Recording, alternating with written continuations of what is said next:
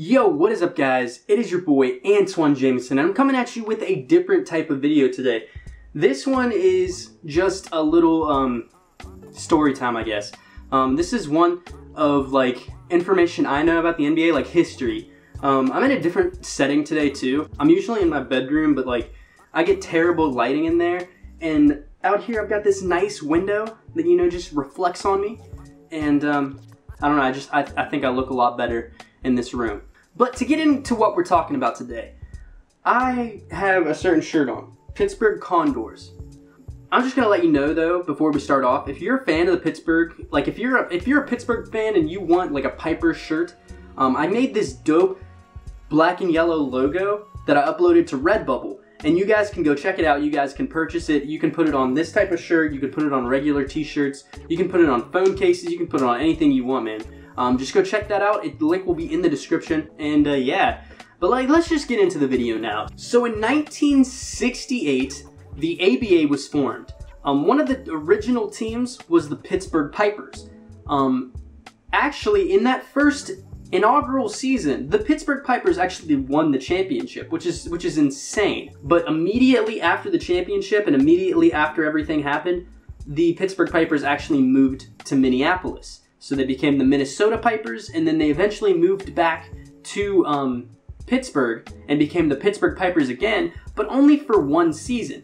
They ended up wanting to switch to the Pittsburgh Pioneers, which was a fan vote, but because of Point Park University, they weren't able to do that because the Point Park University they might have been the Pioneers back then and there's something different now, but I think they're the Point Park University Pioneers, and that made it so they couldn't change to the Pittsburgh Pioneers. They ended up switching to the Pittsburgh Condors. So they didn't do very well in the first season they were there as the Pittsburgh Pipers, and then when they switched to the Condors, they didn't do very well in their first two seasons as well. But at the start of the third season of Pittsburgh having a basketball franchise, the Condors did something that is kind of looked at a little bit weird today.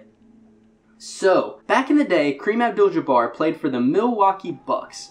Oscar Robinson was also on that team. I don't really know anyone else. Maybe Sidney Moncrief was on that team. I'm not entirely sure. This is 1971 preseason. So, Kareem Abdul-Jabbar was the biggest NBA star at the time. Maybe at the time, I think Wilt was also very big, but Kareem Abdul-Jabbar was either 1A or 1B to Wilt in the NBA.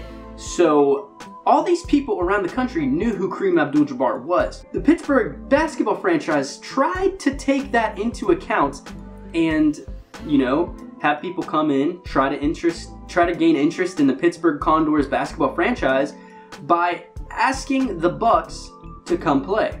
Well, the Bucks originally said, no, we won't unless you pay us $25,000. To put that into inflation respect, today that would be $1,500, which isn't that much for an NBA franchise, but back in the day, just an ABA team paying an NBA franchise to come play for $1,500, it's kind of a lot of money, I think. I mean, I'm not entirely sure. I don't know very much about economics or anything like that. I just know that LeBron James makes $30 million a year. But you take into account that the Pittsburgh Condors made a bunch of flyers and, you know, had a bunch of like signs and stuff saying Lew Alcindor was coming and that the ABA-NBA merger was here. If you didn't know, the ABA-NBA merger didn't happen for 5 years after this happened.